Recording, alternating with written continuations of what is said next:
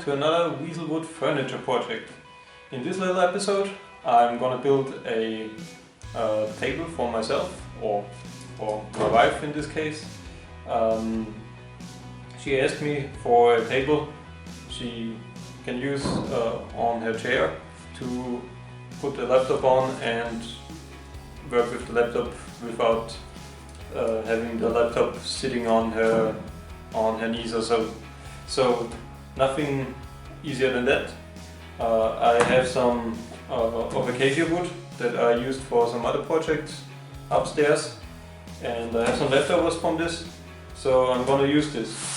The only problem with this wood is it's from the Home Depot, and they cover it in this awful brown, ugly looking oil or whatever they used this, and you have to remove this before you can do serious things with it. My normal procedure is to take the sander and just sand the surface, but in this case the table is just 30 centimeters wide, so we can put the parts to a planer and remove it that way, so we can get a nice straight and clean surface to work with and to oil it later. So now the first part, the first thing we have to do is to cut it to the appropriate size. Then we throw it to the planer.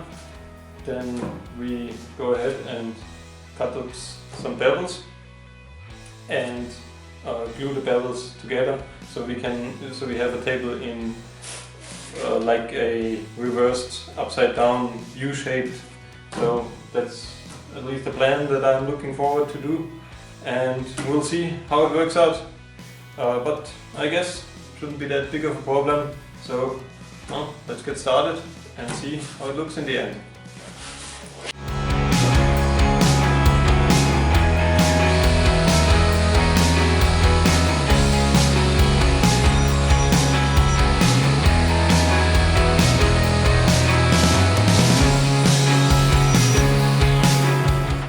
So now the next step, we have to plane it, just to remove the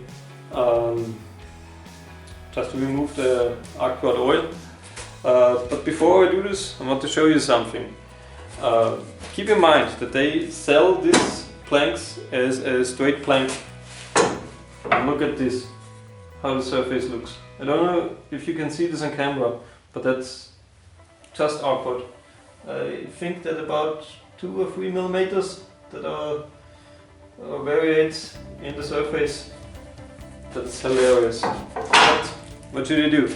You're gonna make the best out of it, and it will serve the purpose. So I don't know if I will plane this down to a thickness that the whole surface is matching each other, because I think it will remove too much of the surface, too much of the thickness. So we'll see how good we get this, and maybe I have to sand this some kind of smooth. So we'll see. But now let's get started with planing. So I'm gonna set my thickness here on the scale. I go ahead and remove just about 1 millimeter at a time. We'll see how this works, or in this case half a millimeter, and we'll see how it starts. So with this lever here, we activate the automatic feed, and here the saw is already set to planing mode.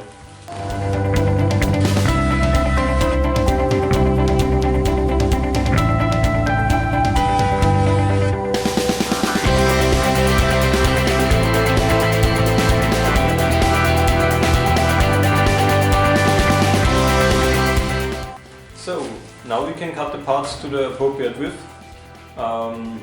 It's a bit under 30 centimeters, so 29 and a half, a bit less than a half centimeters of width. That should be more than enough. So we'll see how it looks in the end. After I cut the parts to the appropriate width, I go ahead and make a bevel underneath, so on the underside of the table, or the whole construction, the whole inside of the U should have a bevel on the length side. I like the look of this, don't ask me why, but it will look cool in the end, trust me. So.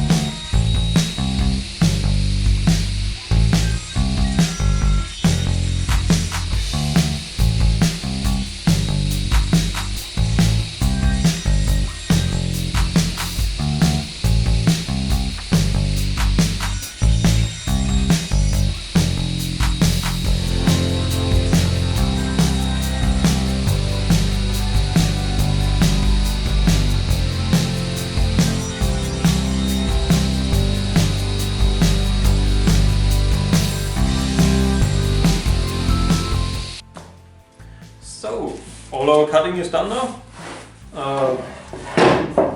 Already look almost like a table. Now, on to the funny part. Sanding. Everybody likes sanding. Or not. I'm not sure.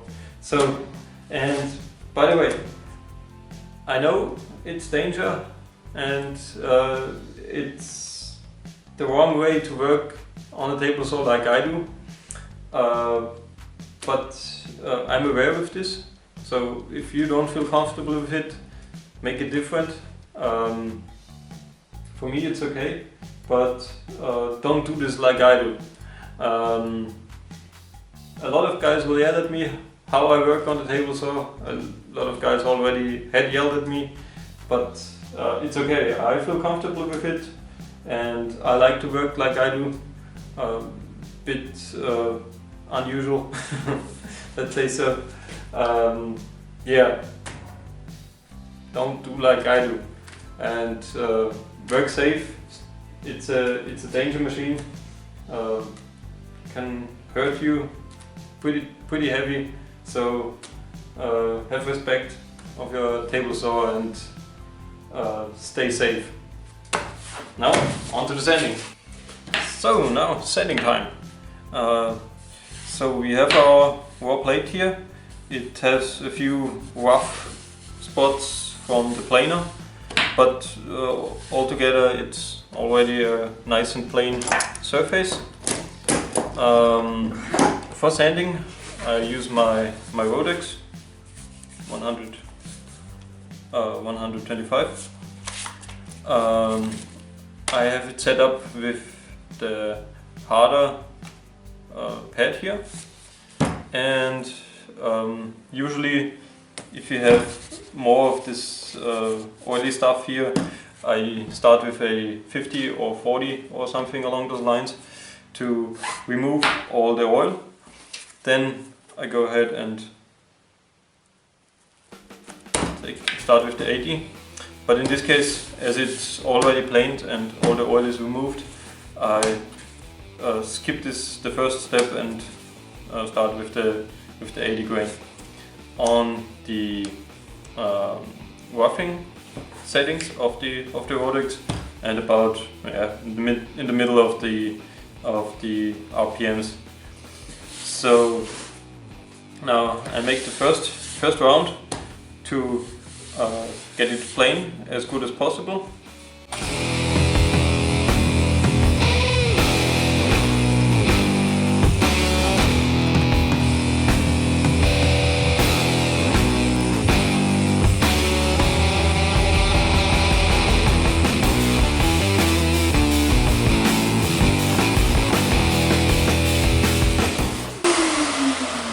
So now here we had a bit of a low spot from the wood itself, and but I don't worry about, because it's the inner side of the table and you won't see it that bad.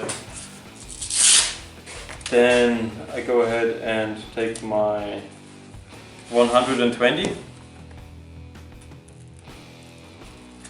and again first start with the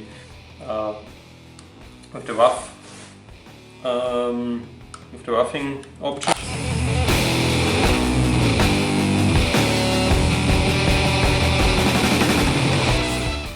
And then I skip over to the fine sanding option, and then I go up with the speed to maximum. It makes a better sanding finish, in my opinion, so I feel it. And you can use the 120 again, and then we switch over to the other feet.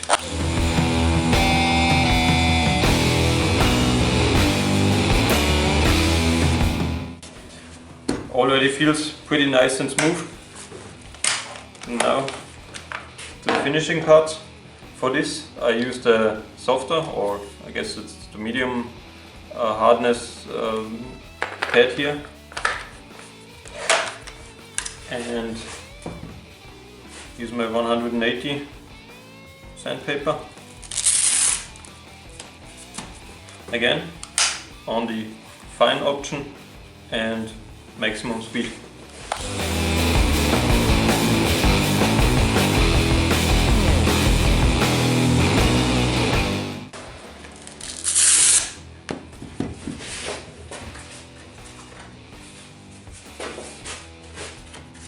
And because we can, just a final touch with the 220.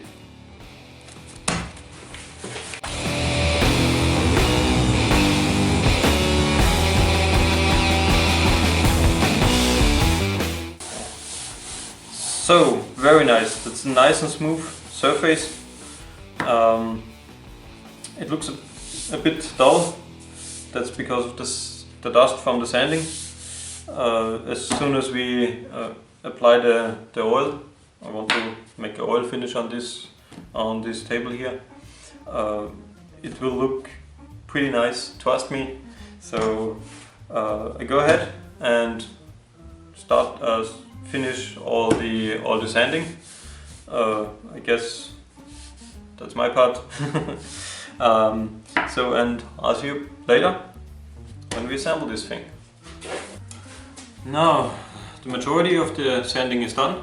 Later we just have to fix the edges and round the corners a bit as it's assembled together. And now it's time to assemble it together.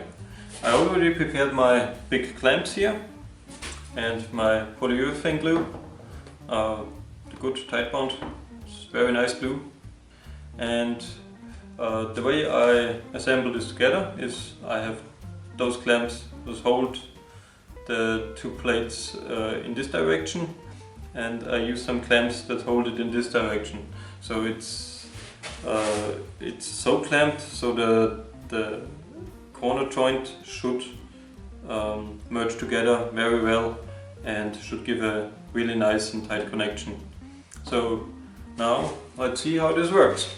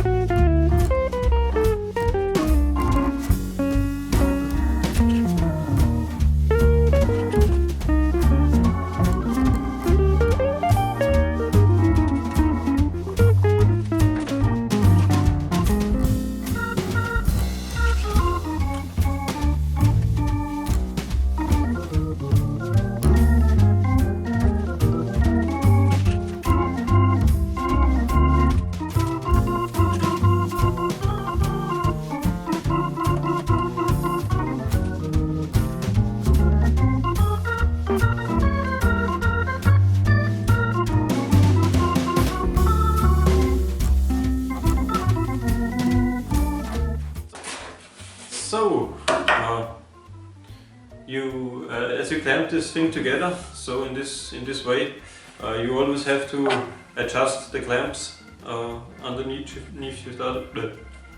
with each other to ensure that the joint is exactly aligned. So the two parts aren't off by some millimeters or so. So you have to unscrew the one clamp and fasten the other one on, and so on. But if these two corners are in good shape, you're ready to roll. So now I let this dry and come back later as we can remove the clamps.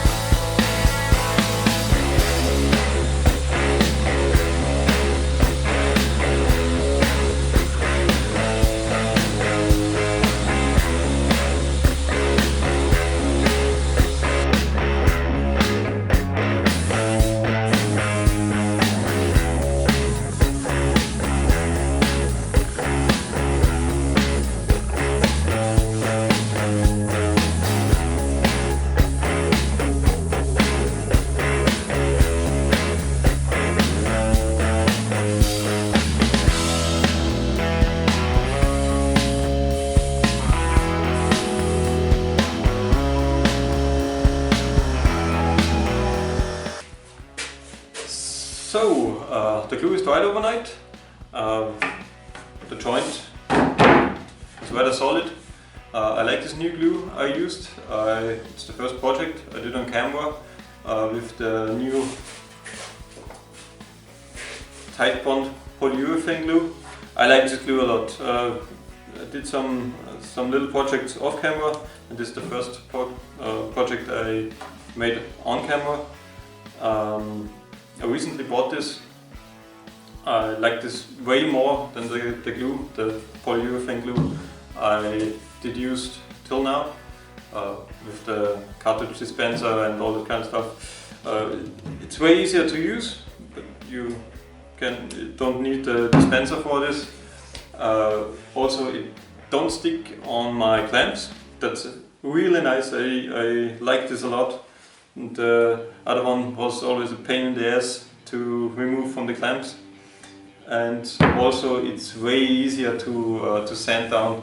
It hardens more solid. The other one was more so spongy and sticky, spongy little stuff, and this hardens to a solid, more crispy kind of thing. You know what I mean? And yeah, buy this, it's really nice glue. So the next, I already sanded all the edges, removed the excess glue, and now we are finished to put the oil finish on. So I do this in 2 different steps. First I have a more thinner oil that's thinned with some solvent, and then I let it dry so it goes deeper in the wood. And the second round with the oil I make with the unthinned oil to give it a nice solid surface. So I just show you one of the steps because the steps are pretty much the same every now and then. So let me show you the first step, and then see you later when I present the final build. Now I make the first round with the thinned oil. I hope it's enough. For this I personally like to use a piece of old towel. Personally like this. You can also use a paintbrush or whatever you prefer to do this. But for me, old towel time.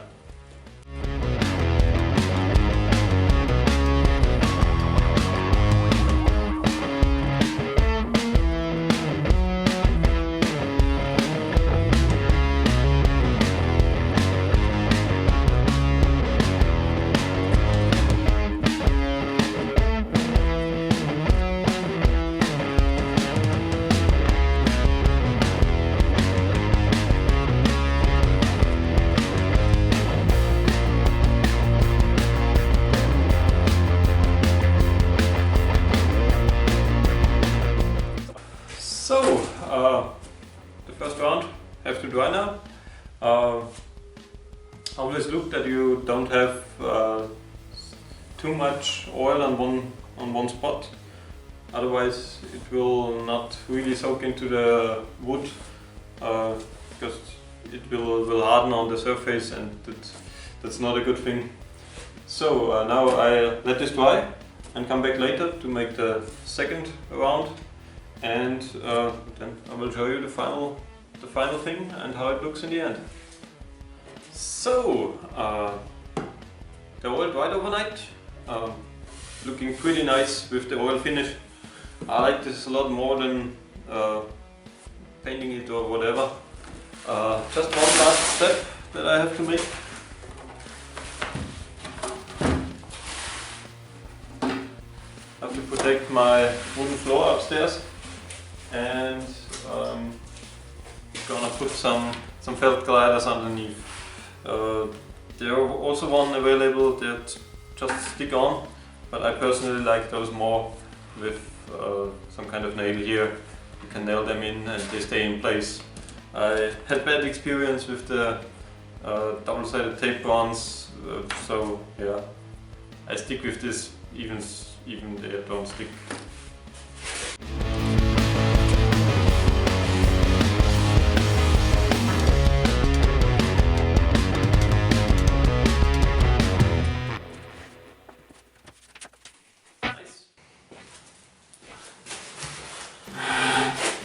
So, now this little project is finished by now. I like how it turns out. I have a lot of different furnitures made out of this acacia wood. Fits our theme upstairs from all the furniture. And yeah, I hope it will serve a purpose that my wife would like it for. But I think so. I guess it's not that bad. So yeah, leave me some comments. How do you like this little project here? Give it a thumbs up if you do like it, and have a nice day. See you on the next project.